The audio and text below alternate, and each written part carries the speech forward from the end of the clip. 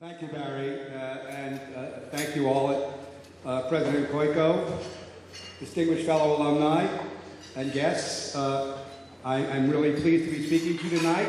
I don't usually get to hear my eulogy told that nicely, but I would like to talk a little bit about CCNY.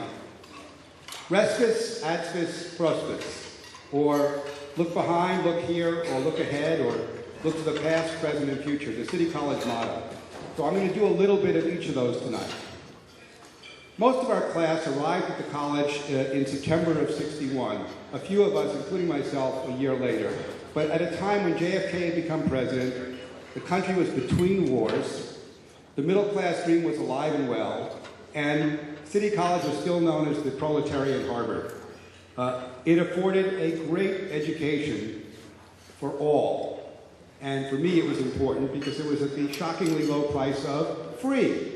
I had not only free, but I got a Regents scholarship, which was $250 a year that paid for the small fees that there were. I think it was $35, and also paid for my subway tokens, which were astonishingly cheap given where they are today, although now I'm able to get a senior citizen Metro card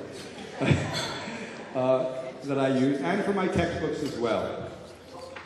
President Kennedy had challenged us to ask not what our country could do for us, but what we could do for our country. And CCNY, always a highly political place, took this to heart. Many of us, and many of our fellow students, volunteered to help people both locally and around the world. And around us, the civil rights movement was raging. It was raging not just down south as an abstract thing, but right up in Harlem in the middle of where City College was situated. SNCC, the Student Nonviolent Coordinating Committee, Congress on Racial Equality, all those other organizations were recruiting heavily at the college. They recruited students to join the Freedom Riders. I'm very proud that many of my classmates did. They went down to work in the South, including the famous March at Selma, which has been also in its 50th anniversary. There were a lot of CCNY people there. For me, as a science physics major, in 1961, President Kennedy had challenged the nation with a goal of putting a man on the moon by the end of the decade. It's a goal that we attained with a great national effort and a great support for science that sadly is not as strong today as one would like. But the adjustment from W.C. Bryan High School in Queens, where I came from, to the very rigorous workload at City College was most welcome. I was very fortunate. I was put in something called the Selected Student Program. We had a few special courses. We could tailor a major. And my major was physics and mathematics. It was a joint major. But the professor who stood out for me was an English professor, Morton Cohen, passed away a number of years ago. Not only did he challenge us to think and to write, a skill that has definitely served us really well, but he indelibly etched the prologue to the Canterbury Tales in my memory. One that April with its, well, anyway, I won't.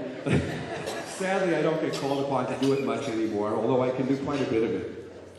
He was the only professor at the time in City who actually had the entire class down to his apartment in Greenwich Village for parties, twice that I can recall during the first semester. And with his friend Alan Bennett, who was part of the Beyond the Fringe group with Peter Cook and Dudley Moore, he really got us all into theater, drama, literature, and areas that I, as a math and physics major, would not have otherwise gotten into. And yet, that has served me really well. I have a lifelong appreciation for literature. We're gigantic theater buffs.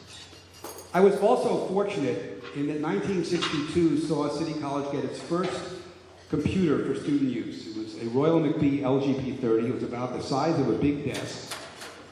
And I noticed a poster. Before Facebook and Twitter, they had these things you put on walls. They're called posters. It would tell me about that there was a 3-session course in programming that you could sign up for. And so, of course, I wanted to sign up, but it conflicted with my physics class. And I went to Harry, and he said, okay, as long as you get all the homework in, you can cut those 3 classes. Cutting classes was not typically done by us in those days. But I did. And I learned to program using punch paper tape, and that pretty much changed my life. The following year, we got a transistorized IBM 7040. The director of the Computer Center, Professor Ming Pei, who had gotten his PhD at Cornell, which set me on the road to Cornell, hired me as an operator and a programmer. So now I was actually earning money. I was not only learning at City College, but earning money. We wrote a compiler for a language at the time called MAD, the Michigan Algorithmic Decoder, and my great achievement was getting it to print a picture of Alfred E. Newman, What Me Worry, as the front page of every printout that we got. There were sad times, right? I mean, I'm sure all of us remember where we were when we heard the news about President Kennedy's death. And many of us remember President Buell Gallagher ringing the bells at City College to announce that. But perhaps the most important interaction in my young life, other than meeting my wife of almost 48 years now, was with a scientist who mentored at City College. Dr. Richard Hamming was a Bell Labs scientist, and he used to come up once a week to the engineering school and the computer science department, computer center, there was no computer science then, and work with those interested in computing. And one evening, it was March of 1965, he said to me, what was I planning to do when I graduated? I proudly told him I'd received a fellowship to MIT in physics. And he said, Howard, he said, you're a smart guy, but physics is very crowded. Getting Nobel Prizes is hard, although we have 10 City College graduates who've done it. But then, just like in The Graduate, he kind of leaned over and he said one word, computers. He said, that's what you want to do. And fortunately for me, I realized he was right. I enjoyed working with them more than the theoretical physics stuff I was doing. And other graduates, my fellow graduate Don Chod, the late Don Chodrow, who ended up as a professor at James Mason for 30 years, was probably going to do better at it than I would. There were actually 3 of us who graduated in 1965 in 3 years. The other one was Ethan Aiken, who, after getting a PhD out at Berkeley, at Princeton rather, came back to CCNY, where he's still a professor. So the class of 65 is still having a daily impact at City College. I stayed in academia after going to Cornell for a PhD for 14 years, as you heard, and became, in 1982, a founder of Renaissance Technologies with Jim Simons, and then First Round Capital, which is a venture capital firm whose best-known investment is Uber. If any of you have been drinking too much tonight, please take an Uber home. It'll do really well. But enough about the past. Let's talk about ADSFIS. One of the things that happens today is that I keep learning over and over again about illustrious City College graduates, some of our classmates, and a few others, some of which you may not know. I mean, you know that we had an astronaut at City College a little bit later, Mario Ronco, did a spacewalk, actually did 2 space flights. But did you know that Don Draper was a City College graduate? If you read the backstory, it says that Don Draper went to CCNY at night while he was courting Betty. Toby Ziegler from West Wing was a CCNY radical, as is the tradition of things. Lenny Briscoe from Law and Order is keeping the place safe as a City College graduate. The most important one, Elena has been trying to get to give to us for years, a donor, Gordon Gekko from Wall Street, who, if you're in the movie, says, I've done pretty well for a City College boy. So hopefully we'll get him yet, Elena. About 2 years ago, I took another look at CCNY today and was very pleasantly surprised at what I found. The spirit that we had back in '65, and which some of us feel was lost a little bit in the '70s, is back and well. And entrepreneurship is thriving. The Design Innovation Center, which I've joined the board of, is terrific. The new Applied Sciences building, if you guys were up there on Friday, or if you get a chance to go up there, is absolutely amazing.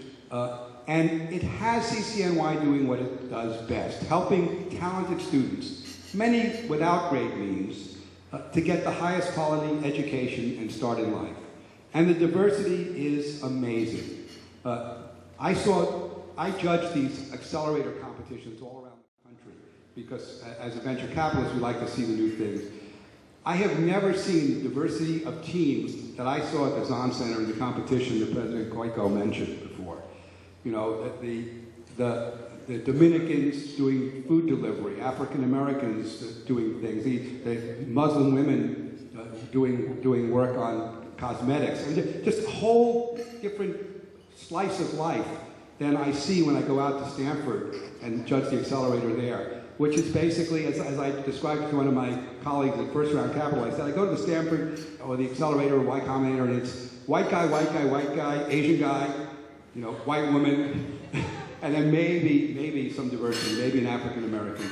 You go to City College and you get the melting pot, which is what we grew up with, which is what made us and our generation great, which City College helped us to do that, and they have great ideas. And that's why I love what City College is doing. So prospects, what lies ahead for us and for the college? Not only is it the diversity, but President Cueto is reaching down to high schools and even middle schools to help increase STEM enrollment, particularly among women and minorities. The arts and social sciences with Colin Powell School and other things are being grown and made stronger and stronger. So for me, City College was absolutely critical on my way to having been fortunate to have a very successful career. I urge all of you to keep those memories that you have warm and to support the college in its effort to get the new generations have what you, and I hope all of you got and what I got, a great education as a stepping stone to a productive and meaningful life. Thank you.